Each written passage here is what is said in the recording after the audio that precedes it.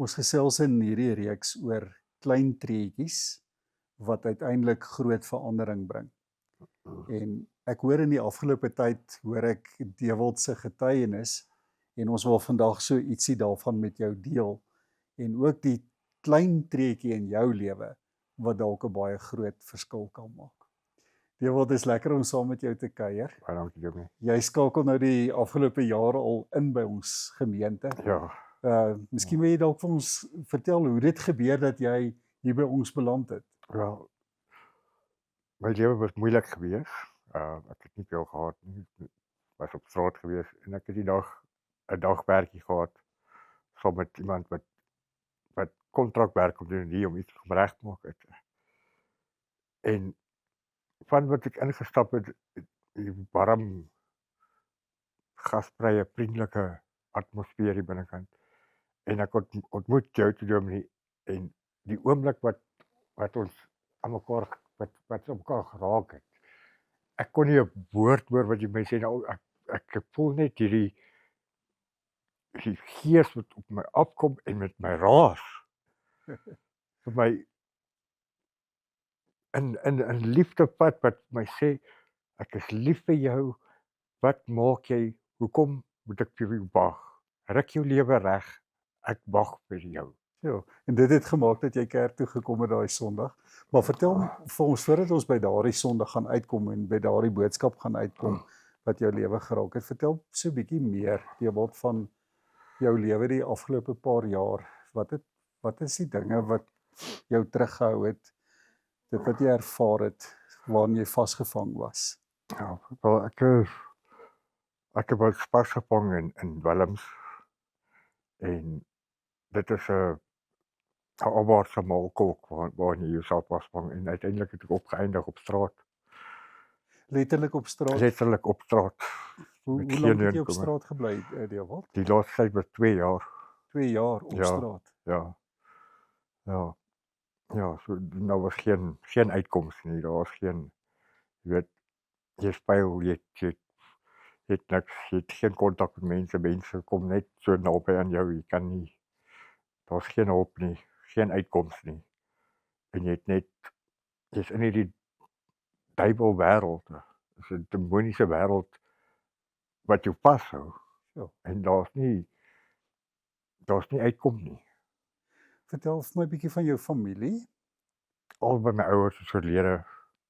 Daar's nie meer familie wat ek het nie. So jy het fisies gevoel jy's alleen op hierdie wêreld. Ja, Daar's nie meer 'n rede vir om te leef nie. ja, Niks gehad om aan vas te hou nie. dit is korrek. Letterlik op straat en vasgevang in Ja, hierdie ding wat jou beet gepak het. met geen vooruitsigte nie. Ja. Geen vooruitsig. Nee, ek het inteendeel ek kon myself nie sien nog 'n jaar maak nie. Ek sou dit nie oorleef nie.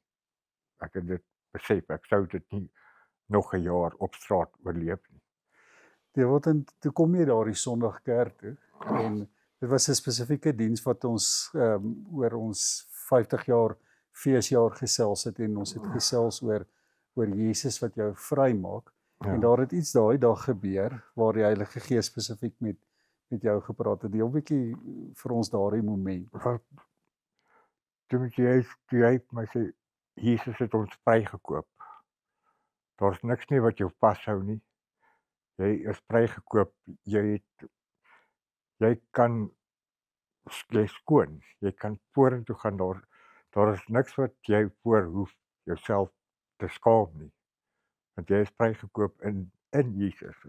En jy kan vorentoe gaan met jou lewe. En jy sal geseënd wees. Ja.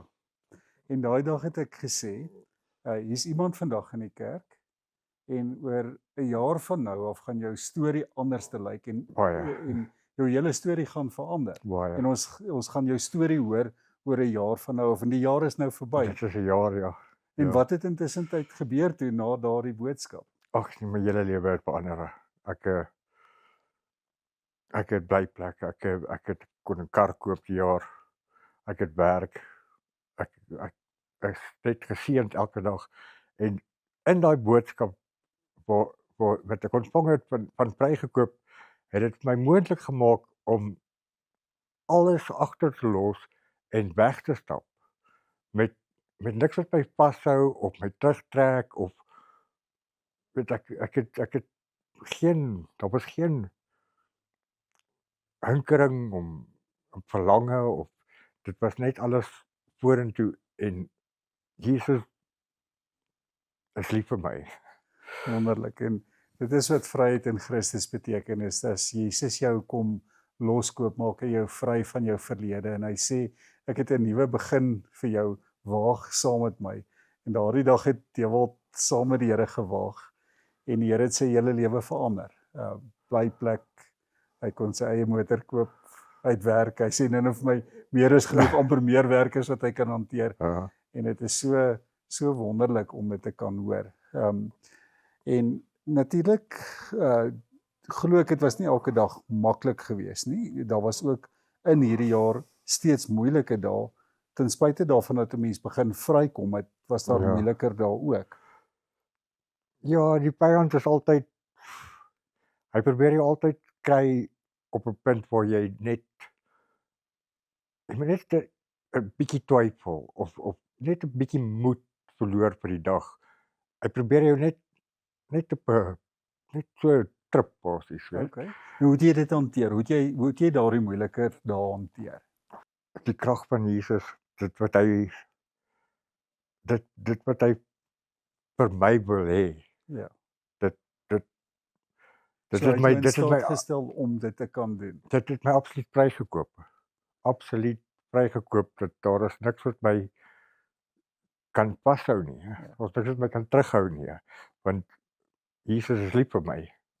En van daai Sondag af was jy omtrent elke Sondag in die kerk as jy hier kan wees. Dit was kyk, toe ek op sorg was, het ek vir 'n lang tyd gebid vir uitkomste elke dag en ek was op die punt gewees wat ek wel nou keer moet weet, wat dit nie meer iets was wat ek voorgevra het nie, dis iets wat ek geweet het is vir my.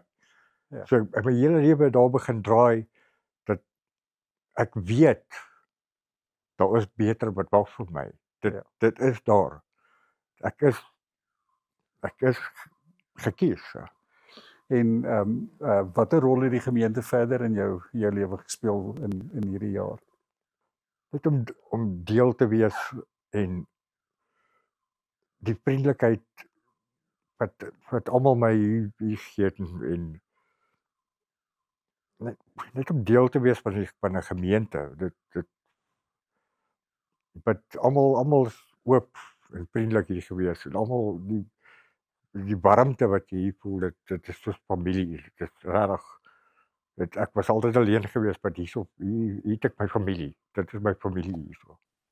Dewald, en dan 'n belangrike vraag wat ek vir jou wil vra is, hier sit vandag dalk iemand wat vir die eerste keer kerk toe kom of iemand wat nood het in sy of in haar lewe. Watter boodskap sou jy vandag wil bring aan daardie persoon?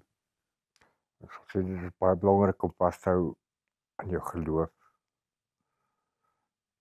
En dit is nie iets wat jy moet glo nie, dit is iets wat jy moet weet. Die Here is daar vir jou.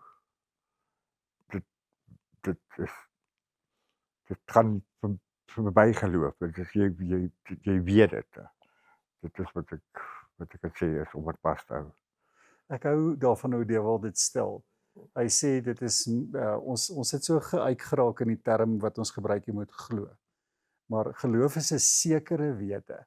'n Sekere wete wat jy vandag kan hê dat Jesus vir jou lief is. 'n Sekere wete wat jy moet vat en sê ek het vir jou 'n nuwe toekoms. 'n Sekere wete, die klein treetjie wat ek begin kan uiteindelik na 'n jaar eindig in 'n reuse verskil wat God in 'n mens se lewe maak. Dewald, baie dankie dat jy dit met ons gedeel het vandag. En laaste vraagie is as ek jou verlede jaar die tyd gevra het hoe sou jy wou gehad het, hoe moet jou lewe lyk oor 'n jaar van nou, of sou jy self dalk nie geglo het? Nee, ek sou dit nie glo nie. Ek sou nie glo dat dit moontlik is nie. Wat sou jy graag in die nuwe jaar wou sien? Wat sou jy graag nog wil hê moet gebeur in jou lewe? nie iets om te sê daarop nie. Ek was sommer moedswillig met die vraag, maar jy het dit eintlik nou vir my gesê toe ons sommer voor die tyd gekuier het. Wat het jy gesê? Ek is nie waar ek was nie, maar ek is ook nog nie waar ek wil wees nie. Ons elkeen het groei in ons lewe. Ja. En hoe wonderlik is dit? Ons dink baie keer iemand moet vandag vrug dra. En hy moet die volle vrug dra nou al. Maar wetende dat dit 'n verhouding is, 'n pad wat mens met die Here loop, sodat elkeen van ons kan sê, ek is nie meer waar ek was gister nie. Ek weet ek is nog nie waar ek kan wees nie, maar ek is saam met die Here op pad in 'n nuwe lewe wat hy vir ons gee. Mag die Here vir jou seën in hierdie nuwe wandel met hom elke dag. En Baie dankie Dominee. Dankie vir jou getuienis en mag jy ervaar hier is 'n gemeente, 'n familie wat vir jou lief is en vir jou omgee. Baie dankie.